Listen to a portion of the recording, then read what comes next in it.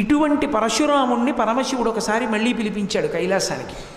దేవతలకి రాక్షసులతో యుద్ధం జరుగుతోంది, నువ్వు వెళ్ళి అక్కడ వాళ్ళకి సహాయం చెయ్యి, దేవతలకి రాక్షసులతో యుద్ధం చేయమన్నాడు. అంటే పరశురాముడు అన్నాడు, నా దగ్గర నువ్వు ఇచ్చిన పరశువు తప్ప ఇంకేం లేదు, నాకేం ధనుర్వేదం తెలియదు, నేను యుద్ధం ఎలా చేయగలనని అడిగాడు. అడిగితే పరమేశ్వరుడు ఒక వరం ఇచ్చాడు, నేను నిన్ను ఆవేశిస్తా.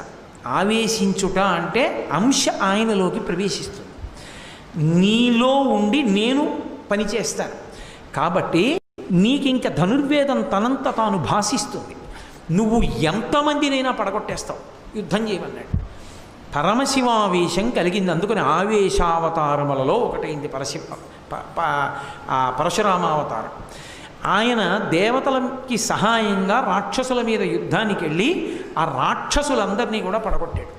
పడగొడితే ఆయన ఒళ్ళంతా కూడా తుత్తునియల కింద కొట్టారు రాక్షసులు, నెత్తురు ఓడిపోయి పూచిన మోదుగు చెట్టులా అయిపోయాడు. అయి శివుడికి నమస్కరించి నువ్వు ఇచ్చిన కర్తవ్యం పూర్తి చేశానన్నాడు. పరమేశ్వరుడు ఆయన శరీరాన్నంతటినీ తడిమాడు. తడిమితే ఆయన ఒళ్ళు వజ్రకాయం కింద మారిపోయి అపారమైనటువంటి తేజస్సు పొందేశాడు. సామాన్యుడైన వాడు పరశురాముడి వంక చూడలేడు.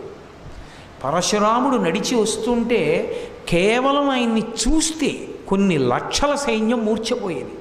ఆయన యుద్ధం చేయక్కర్లేదు, ఆయన నడిచి వస్తే చాలు, ఆయన వస్తుంటే పడిపోయేవారంతే. మహాతేజోవంతులైనటువంటి వారైతేనే ఆయన్ని చూస్తారు నిలబడి. అంతటి తేజోమూర్తి అయ్యాడు, అంత తపస్సు చేశాడు. జటాజూటం కట్టుకుని గండ్రగొడ్డలి భుజాన వేసుకొని తిరుగుతుండేవాడు. సరే కొంతకాలం అయింది, అప్పుడే ఒక విచిత్రం ఒకటి జరిగింది. ఆయన మనసులో ఒక కోరిక ఉండేది, నేను ఒకే భగవానుణ్ణి శివుడు